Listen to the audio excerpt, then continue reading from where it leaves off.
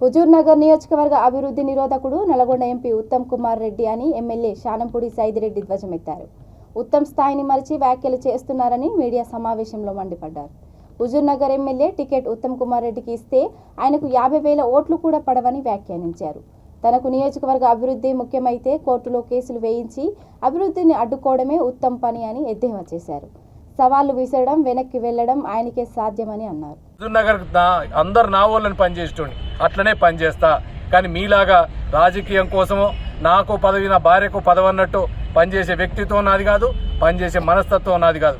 ఎంతసేపటికి అధికారం కోసం ఎన్ని అబద్ధాలైన ఆడతావు, ఎంత దిగజారుడికైనా దిగజారుతావు. నీకేందంటే ఇక నీదేమో నాకేమో ఇది ఒక బాధ్యత, పదవి అనేది ఒక బాధ్యత, కానీ నీకేమో పదవి అనేది ఒక జీవనమరణ సమస్య.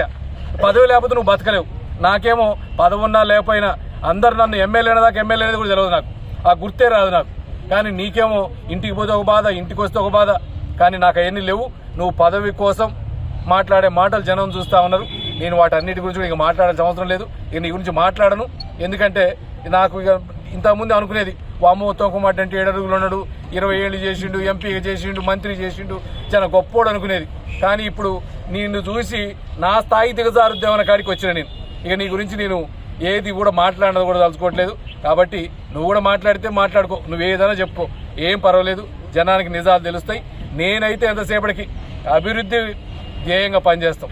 ఎలక్షన్లో అప్పుడు నీకేసారు నీకేస్తారు, నాకేసారు నాకేస్తారు. అసలు నీకేయడానికి రేపు ఉత్తమ్ కుమార్ రేపు రేవంత్ రెడ్డి టికెట్ ఎత్తుడో ఇయడో, కానీ నేను మాత్రం కోరుకుంటున్నా నువ్వే ఎమ్మెల్యే చేయాలి, నువ్వే ఎమ్మెల్యే చేయాలా, మళ్ళీ నేనే పోటీ చేయాలి. అందుకని ఎట్టి పరిస్థితుల్లో రేవంత్ రెడ్డి గారు ఇంతకుముందు చెప్పిన కోరతాం, కాంగ్రెస్ వాళ్ళని కూడా కోరతాం, దయచేసి ఒక్కసారి ఇవ్వండి. ఇక అడ్రస్ లేకుండా పోతారు, ఆ సన్యాసం ఏదో తీసుకొని నుంచి సన్యాసం మీరిస్తారు, జనం ఇస్తారు. కాబట్టి దయచేసి అభివృద్ధి కోసం మాత్రం నేను ఇంతకుముందు చెప్పిన అభివృద్ధి కోసం ఎవరి కాళ్ళు పట్టుకోవడానికి సిద్ధమే. ఈరోజు ప్రతి ఏరియాని డెవలప్మెంట్ కోసం ప్రయత్నం చేస్తా ఉన్నాం. ప్రతి గుడిని, ప్రతి దర్గాని, ప్రతి రోడ్డుని ఇలా హుజూర్ నగర్కి ఎంటర్ కాగానే హుజూర్ నగర్ అని గుర్తయ్యేటట్టు చేస్తా ఉన్నాం పనులు తప్ప నీలాగా రాజకీయం చేయం. అభివృద్ధి కోసం కలిసి వచ్చే వాళ్ళందరికీ నేను చాలా మంచోడిని, చాలా మంచిగా ఉంటా. అభివృద్ధికి వ్యతిరేకులకి ఖచ్చితంగా వ్యతిరేకంగానే ఉంటాం. జై తెలంగాణ.